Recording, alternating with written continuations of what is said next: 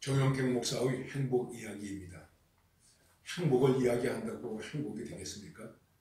지금 제가 그래도 몇 차례 여러분들과 함께 행복에 대한 얘기를 나누고 있는데, 정말 우리에게 있어서 행복하다라고 했을 때에 그 행복의 가치 혹은 행복의 의미, 행복의 목적이 어디에 있는가?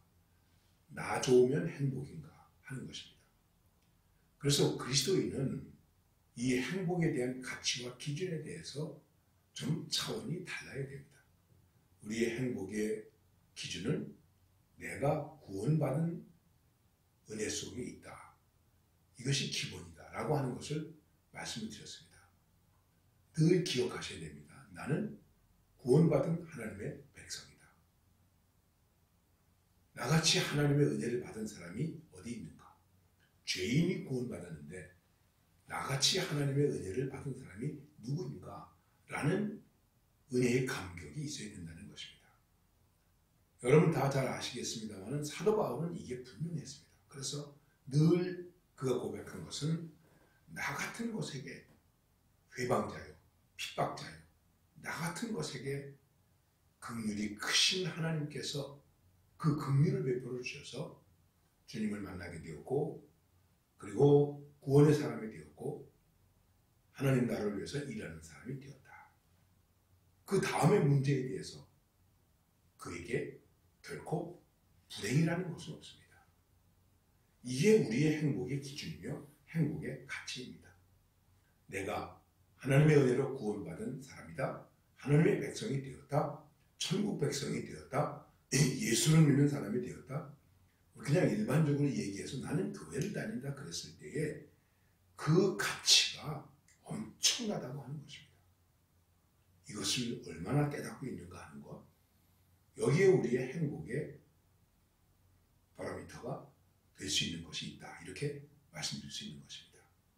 그러면서 그 다음에 우리의 행복은 어디에 있는가? 이것이 굉장히 중요한 것이죠. 그것은 무엇일까요?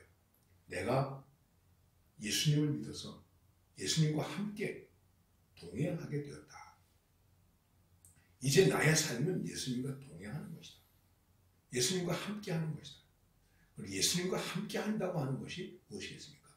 내 삶 속에서 구체적으로 예수님의 은혜를, 예수님의 도움을, 하나님의 도움을 내가 받았다. 이것을 말하는 것입니다. 그래서 우리가 잘 아시는 찬송대로 이것이 나의 간증이요, 이것이 나의 찬송이세요. 이런 감격과 고백이 우리에게 있을 때에 우리는 행복한 것입니다. 여러분, 그것이 있습니까? 예수를 믿고 나서 그 다음에 예수님과 함께하고 있기 때문에 하나님 나라 백성이 되었기 때문에 내게 주어진 하나님의 은혜가 구체적으로 무엇인가? 이것을 우리는 신앙의 체험이라고도 말할 수 있는 것입니다. 이게 분명해야 됩니다. 이것이 없으면 의심하게 됩니다. 영혼이 메마르게 됩니다. 믿음이 풍성하지를 못합니다. 행복도 빈약해집니다. 모세가 이스라엘 백성들에게 말합니다. 이스라엘 백성들아, 너희는 행복한 사람이다. 너같이 하나님의 구원을 받은 사람이 어디 있느냐? 그리고 하나님의 도움을 받았다. 우리는 하나님의 도움을 받았다. 하나님께서 우리를 도우시기 위해서 하늘에서부터 내려오셨다. 여러분, 하나님께서 하늘에서부터 내려오셔서 우리를 구원하신 그 은혜의 사건이 무엇입니까? 그게 바로 성육신의 사건이에요. 성탄의 사건입니다. 그래서 우리와 함께 사시고 가르치시는 것이죠. 그 주님과 함께 동행하는 것입니다. 우리 종종 그런 얘기를 합니다. 아, 주님이 함께 하셨어. 하나님이 함께 하셨어. 여러분, 제가 나이가 많다 적다 얘기할 건 아닙니다만은 100세가 넘으신 이제 은사 되시는 분들도 계신데 그분들 앞에서 제가 나이 얘기할 수는 없겠죠. 그러나 은퇴하고 나서 내 생애를 돌아보면서, 그리고 지금 살아가고 있는 저의 모습을 생각하면서, 그리고 하나님의 말씀을 읽을 때마다 제가 하나님 앞에 제 개인적인 고백으로 감격하고 감사할 수밖에 없는 것은 이것입니다. 아, 하나님께서 도우셨구나. 하나님이 나의 도움이셨구나. 예수님이 나의 도움이셨구나 하는 것입니다.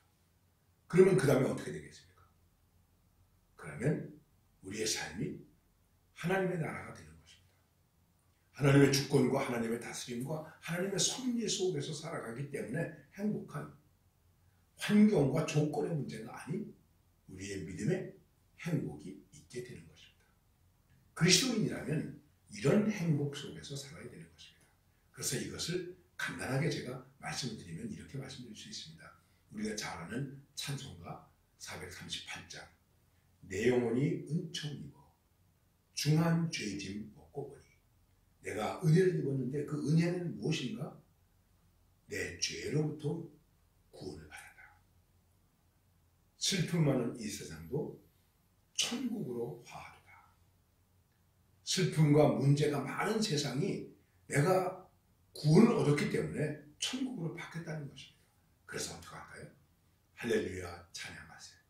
내 모든 죄 사함받고 옛날 찬송에는 내 지은 죄 사함받고 이렇게 되어 있습니다. 이것은 지금까지 내가 살아왔던 과거의 모든 죄의 문제가 해결되었다는 것입니다. 꼭 시간적으로 얘기하지 않는다고 하더라도 과거의 구원이라고 말할 수 있습니다만은 지난 죄는 사함받았다. 그래서 어떻게 되는 것입니까? 지난 죄를 사함받았기 때문에 구원의 백성이 되었기 때문에 지금 주 예수와 동행하니 예수님과 동행하게 되는 것입니다. 그것이 우리에게서 은혜입니다. 이 속에 감정이 있습니다. 체험이 있습니다. 감격이 있습니다. 그리고 찬송이 있습니다. 눈물이 있습니다. 그래서 그 다음에 뭐라고 말씀하시죠? 그 어디나 하늘나라. 행복한 것입니다. 그리스도인은 이런 행복으로 사는 것입니다. 다시 한번 생각해 보십시다. 내 영혼이 은총 입어 중한 죄짐 벗고 보니 슬픔 많은 이 세상도 천국으로 화하도다. 할렐루야 찬양하세. 내 모든 죄 사함 받고 주 예수와 동행하니 그 어디나 하늘나라. 뭐가 문제입니까? 우리가 문제가 많이 있지만 뭐가 문제입니까? 정말 이런 행복이 우리에게 있습니까? 여러분 다시 한번 우리의 행복을 이러한 것으로 생각하고 진정한 행복 가운데 사는 그런 주님의 은총이 함께할 수 있기를 바랍니다.